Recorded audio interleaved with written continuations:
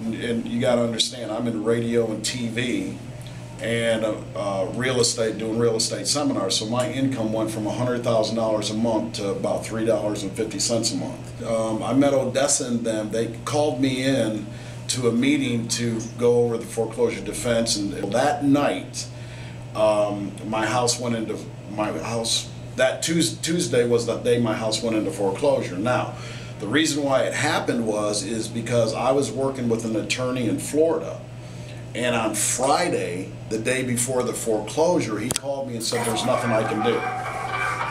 So I had to scramble. So Monday I went down to the bankruptcy court and filed a Chapter 13 just to get the number to stop it. Well, the mortgage company, they just kept on going.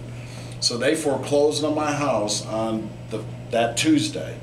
Now again, my house appraised at $2.5 million. I owed 1.6, and they went and sold it to themselves for $495,000, which is, how do you drop a value of a property, $1.2 million like that overnight? And you got to understand, this is not a normal property. It's 20 acres. It's an estate.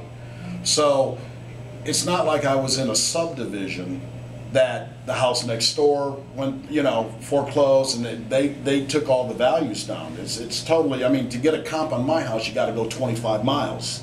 So they foreclosed on my house for that, and they bought it back for $495,000. So I got a hold of Odessa and Rebecca, and I said, the house is foreclosed on. I don't really know what I can do now because I think it's too late. And Odessa said, no, we're going to file and do a wrongful foreclosure.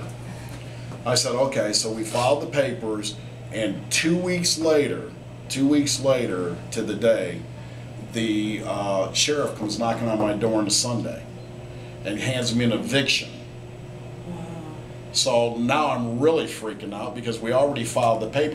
Well, about a week later, I got a mail in the mail from the attorney that was going to kick me out, saying, we dropped everything, we're pulling back. In fact, not only did he drop everything, he resigned from the case and took back the eviction, he resigned from the case. So I called one of my attorneys, and he goes, well, Brian, that happens all the time where they resign and they probably gave it. I said, no, man, but they resigned, they rescinded their answer and everything. He said they rescinded their answer. I said, yeah, they rescinded everything. The new attorney called me up, that was in Alabama, about 3 weeks later, and said to me, he goes, we have your case, and what do you want to do? And he said, well, I have your original documents in my hand. I said, you do?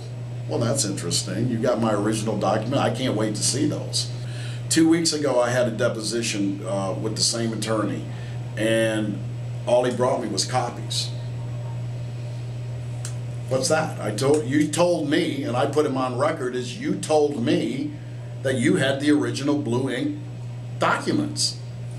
This is nothing but copies. Anybody can make copies. The fact of the matter is that this mortgage company has been proven 61 times for falsifying documents that we know of.